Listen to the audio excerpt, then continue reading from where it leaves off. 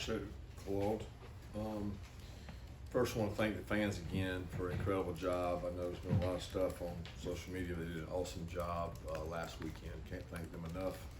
Wouldn't expect anything less from our fan base.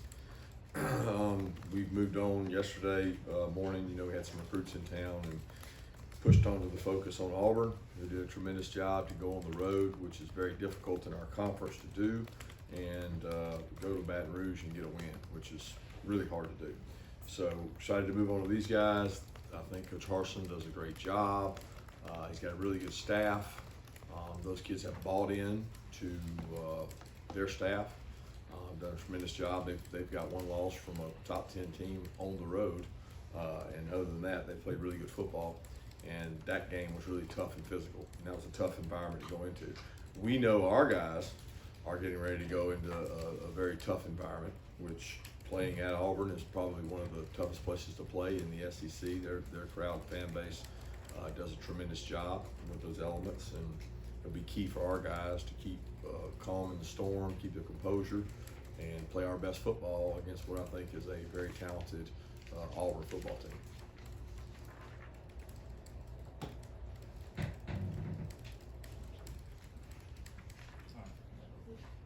Coach, as far as Mike Bogo, I know there was questions about him. As far as what they're doing offensively, is this a typical Mike Bogo offense and what you're seeing from Auburn right now? A lot of similarities to the things I see. Obviously, Mike has done a tremendous job in our conference in his career of taking his best players and finding ways to highlight their positives. I think he's done that with this unit. You know, he's got a couple really good backs, and he's got a quarterback that's got a lot of experience. And I think, you know, them playing Finley late in the Georgia State game gave him a lot of confidence where both quarterbacks can play. I thought Bo played a tremendous game against LSU. He's a tremendous athlete. He's got great feet. Both quarterbacks are elusive and athletic in their own rights. I think Mike's done a really good job. I don't know how much of it's him, how much of it's Harsin's. That's not really what's important. To me, it's like you see traits of physicality. They can run the ball. They've got good backs, and they do a good job of getting the ball to their playmakers.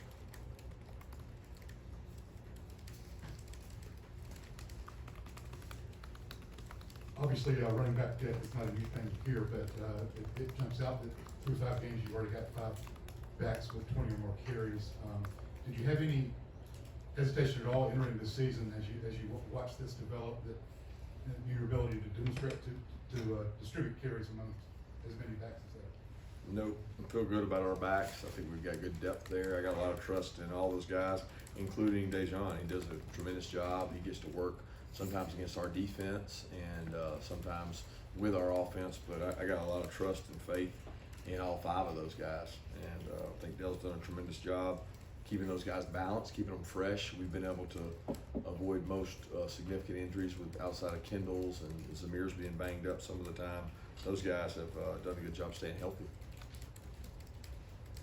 Kirby, you talked about moving on to the next opponent. Over your years of being a head coach, have you found there to be a formula that works best for getting everybody to move on to the next opponent, particularly after a big emotional win? No formula. I mean, it's our work week, right? No different than you guys have a ritual and routine you go through. We have a ritual and routine we go through where we come in Sunday and do our work, and coaches are moved on as early as Sunday a.m., Saturday night even when you play an early game, because you get to watch the opponent on TV when you play the early game, and you grade your tape. So that game was put to bed by about Saturday at 7 or 8 o'clock, and on to the next. As far as the players, I think for them, psychologically, moving on probably happens, you know, today. And they come over and we do corrections and clean things up. But a big part of today is introducing Auburn. So it's never been a secret recipe or formula. It's what we do on Mondays to move on. Kirby, I want to ask you, obviously you guys talk about playing to the standard and all that kind of stuff all the time. Is that something that you developed maybe once you got here? Is that something you learned from Coach Saban in Alabama, maybe earlier than that? Just sort of where does that, I guess, idea, come from for y'all? I don't really know where it comes from. It's what you have to do to be successful, right? I mean, it doesn't matter what line of work you're in, what career field you're in. to be successful, you can't do it to the level of your opponent or your opportunity. You got to do it to the standard of excellence. That's true in every business facet of the world, every competition facet of the world. There's a standard of excellence you should go to and compete for, and we strive for that. We don't always reach it, and we've certainly had some practices that weren't to the standard that I'd like for them to be. But these kids have responded to the challenges they've had and the ones we've asked them to do. Don't worry, I'll have a quarterback question later, but defense, I was real nervous. y'all are I know it's just 5 games, but y'all are kind of in rarefied air in terms of what's going on right now. What is the culture among the players on this defense as far as how confident are you that they're not going to read the press clippings? They're going to be mature about this? Well, they're definitely going to read them. I mean, there's no stopping what they see on their phones. So that's not, they're going to read that. Is it going to affect them? Is it going to poison them? I hope not. I certainly hope not. I think the standard of being elite is what keeps them from becoming poisoned. And when you compare yourself against greatness, there's a certain standard you have to reach, and it kind of supersedes the opponent. And when you say, I want to be great, and what does great look like, and you see pictures of that, and you see stats that reflect that, that's what you're trying to emulate, and you're not trying to make it about who you're playing. And it's always about who you're playing, because you have to talk about their personnel and what they do. But the buy-in from this group has been good, the cohesion, and like I said, like, who's the superstar? I don't think you could name one superstar really on this whole team. So when you have that, you have a lot of guys that buy in. I think personalities outside of our world and our family want there to be a superstar, want there to be one person, but there's not on this team, because it's done by committee across the board, special teams, defense and offense. It's done by a lot of guys that are connected and care about each other. Kirby, I got a 2-part question. What is the plan or approach with JT in practice this week? And secondly, Stetson kind of indicated the other day that he was thinking about, possibly going elsewhere again after last season. Did you have discussions with Coach Malkin about why he might want to stay here? No, I know he's frustrated. He was more frustrated with his reps and his volume of reps. And for him, it was more about competition, getting opportunities. I mean, it wasn't necessarily about one's reps. It was about him getting two's reps, because he wasn't getting a lot of those. But the way we practice, he was able to get work in, probably not as much as he likes. And as far as JT, he's not going to do anything today. He'll be out. He's practicing. He's doing everything but throwing, and then we'll see how it goes, day to day. I mean, the biggest thing is he's got to rest and recover and try to heal. So we're very hopeful that he'll be able to go Tuesday, Wednesday, and be able to throw, and like he was able to do last week some days. But he's not going to do much today in terms of throwing. But there's a lot more to quarterback than just throwing the ball, and he does a lot of that stuff well, and he'll still do all those things today. Kirby, can you speak on the development of Bo Nix? You've seen him a couple times already, and his ability to extend plays. Yeah, his ability to extend plays is elite. I mean, the play he had last week is basically all you need to show for the scouting report. To do what he did against a really good SEC defense with a lot of tremendous athletes on it, to avoid and escape and keep your eyes downfield. It puts a lot of pressure on the defense to be able to cover people that long. And I've seen him now, it seems like forever. He's been there, and we've gone against him, I guess, twice. And is this the 3rd or 4th time we've gone against him? Can't even remember. 3rd? Yeah, and it seems like he's been there forever. But really good athlete, comes from a coaching family background, known his dad for a long time, and got a lot of respect for him as a competitor and leader. And I think he's gotten a lot better. He's doing a much better job keeping his eyes downfield and making decisions. Kirby, your team obviously plays a little bit of swagger defensively. Offensively, your offensive line was able to get some push on the ball. Do you feel like they've started to develop some of that swagger to them as well, and have a little bit more confidence, especially after the game over the weekend? I think it meant a lot to them. There's a lot of pride in offensive linemen as a whole, and the pride is not usually how well do I pass pro, which they've done a good job of. It's usually how well do we run the ball, and for some reason the measurement of offensive line is off of that, when a lot of times they don't control that. Like, that's not within their control, how many people put on the front. If you watch college football today and you really do your homework and you actually study it and count it, like I know you guys are really smart defensive coaches. If you count the number of people that are at the defensive line, it'll tell you maybe how you should play them. And then when you watch teams across our league that play teams with 6 and 7 DBs on the field, it allows you to have an opportunity to do things differently than maybe you would if they have 5 defensive linemen across the front. And I think that's part of being a good coach. And our offensive line took a lot of pride in getting an opportunity to show that identity, to show that they can play bully ball if they have to. But it still boils down to a lot of times what the defense is giving. Kirby, after the game, you said that with Darnell, it was kind of up to how he felt and if he was comfortable enough to go. Was that the same case with Tyke, and was he not comfortable enough to go? And then I guess also injury update on Arian and Marcus. Yes, Tyke, no, he was not in the same boat. He was not able to go as much as, I mean, you got to practice to play. One thing we don't do here is when you don't practice, you can't play. So Tyke was at practice, and he tried to go in practice. It's tougher on him with the movements he has to have. He's reacting to movement as opposed to going in a direction, so it's different for him.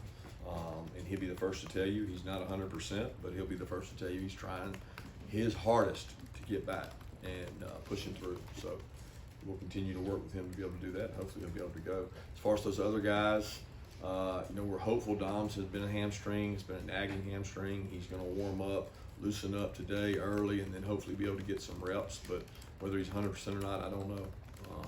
Arian the same way, and then Marcus Rosen the same way. They're all three much closer this week than they were last week, but none of them are for definite in.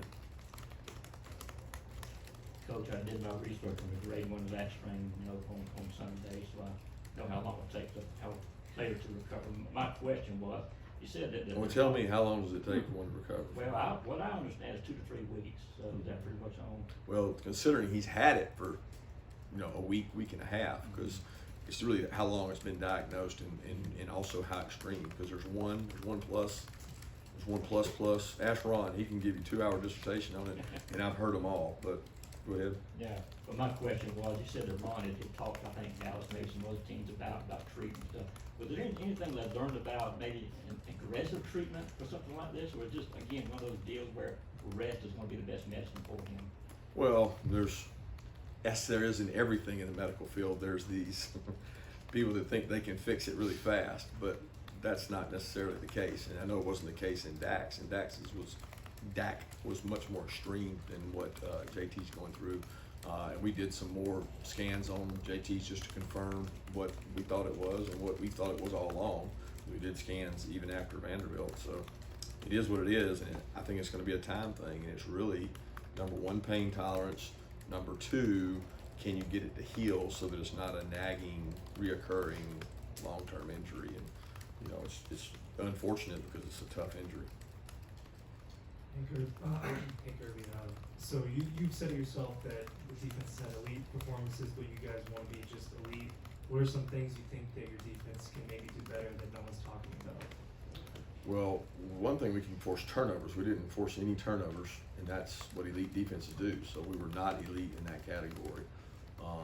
The other thing is play tempo and continue to work on it. We spend more time all week on our weaknesses and less time really on what our opponents do sometimes, because we know what's coming down the road. We also know to be elite, you got to be able to tackle well, especially in space. We didn't do that on Saturday. We had some really bad tackling situations, run after contact. So we basically take the things we do the weakest and we continue to work really hard on those so that we can be better prepared. Taking a look at your schedule today, this could change. You guys have 4 straight ranked opponents starting back at Arkansas. I looked since you've been here, I think that's only happened once for you guys, and I believe that was 2019, starting with LSU. Do you remember anything about that stretch, or can you just talk about how difficult it is to do a 4-game starter like that? How do you get up every single week? And obviously you do no matter what. It's the SEC, but still. I agree with your later statement.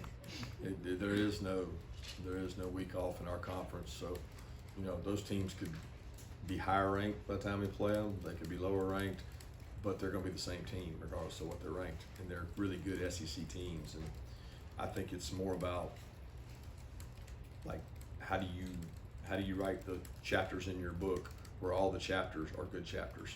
You know what I mean? So we're trying to write a really good book, and we don't want a bad chapter in our book. So we're trying to write each individual chapter like it has a history and life of its own, and you do that by focusing on what's present now, and that's right now for us is Auburn.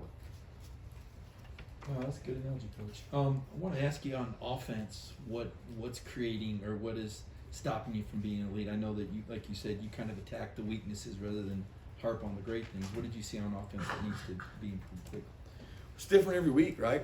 Depends a lot on what they do and what we're able to do. One of our big Achilles heels has been perimeter blocking. I thought our guys gave much better effort in forms of perimeter blocking so that we can be explosive in not only the run game, but also in the perimeter throw game. We've had times we were elite throwing the ball down the field, which you're never going to be 100%, but we haven't done it consistently. And I would argue that the only thing stopping us from being that on offense is ourselves. And how can we create enough depth? If you said the one thing that worries you and is beyond anybody's control is depth at wide out. And it's just, I've never been where you had 6, maybe 7 healthy receivers and you're playing 3 receivers down. So that part is not anybody's job to be elite more than getting guys healthy. Hey Kirby, your 5 games this season, how has Coach Adai been getting to work with the DBs in his first season, getting used to this defense from West Virginia? Done a great job. He's got a great rapport with the players, a lot of energy on the field. I think the players respect his point of view and his ability to help them. He's also morphed into our defense and absorbed a lot of information. And we have a lot of history when you walk in a room with Dan Lanning, Schumann, and myself and Trey Scott, who've been together for a long time. You can, the conversation can go really fast. And he's very intelligent, and he picks up on that, and he's been able to help us with things he's done in his past and secondary. Kirby, obviously, Bo Nix has some various capability in terms of his scrambling ability. How much freedom or direction do you give Stetson in terms of scrambling out of trouble? Yeah, the scrambling, every offense has a scramble plan, so it's a lot more calculated than you might think. I mean, every offense, I guarantee you, Bobo, all the way through Monken, through everybody in the country, they have a scramble plan because it's going to happen regardless of who your quarterback is. It happens. So you go through those steps. What is your job? What is your job? What is your job? And you explain it. But it's not something that you control or manipulate. I mean, it just naturally happens. So with Stetson, it's not like we're telling him, ooh, don't scramble or ooh, take off. It's an instinctive trait that some people do better than others. And some people are better athletes than others. They can extend plays and put a lot of stress on people. So both those guys are good athletes. Kirby, along the lines of your assessment of both the defense and offense, special teams, can you speak on the utmost importance of on the road special teams, the importance? Obviously, last time you were in Auburn, your punting sort of turned that game. But and then what's your assessment of the last game and the season as a whole for special teams? Yeah, special teams are critical on the road because usually that's a momentum play, we call them. So if you're trying to get the crowd out of it, you need a momentum play. And if you don't, then you're going to bring the crowd right back into it. So dominating special teams sometimes controls the momentum of the crowd. That's important on the road anytime. No bigger play than having a kickoff return on the road because they just scored on you, and that's important that you gain field position back. As far as our guys, I've loved the effort and energy of our units. We haven't always played with the most intelligence in terms of undisciplined penalties and penalties. I'm very frustrated with that side of it, but I'd much rather have the penalties fighting and trying than not being in position to make those blocks. And we got to do a better job of not shooting ourselves in the foot with penalties. Take 2 more questions.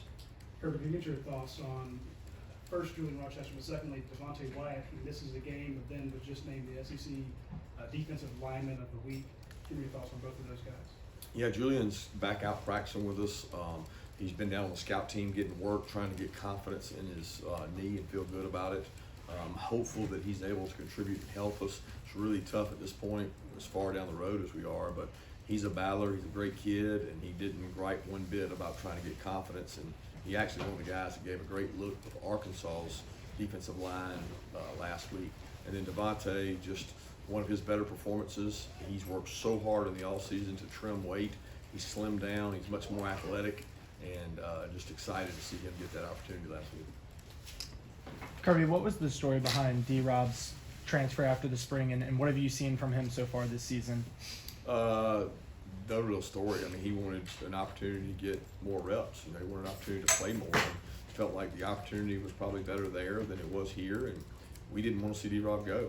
I've always thought a lot of D-Rob, and he's gotten better and better. And the situation we're in now is because some guys decided to leave. That's why we're so thin, along with injuries. But I've wished D-Rob nothing but the best. Great young man, respect him a lot, and he's been able to make a lot of good plays for them, a lot of big plays. Mike does a great job of using the skill set of the player that he has, and D-Rob's been able to make a lot of plays for them because of that.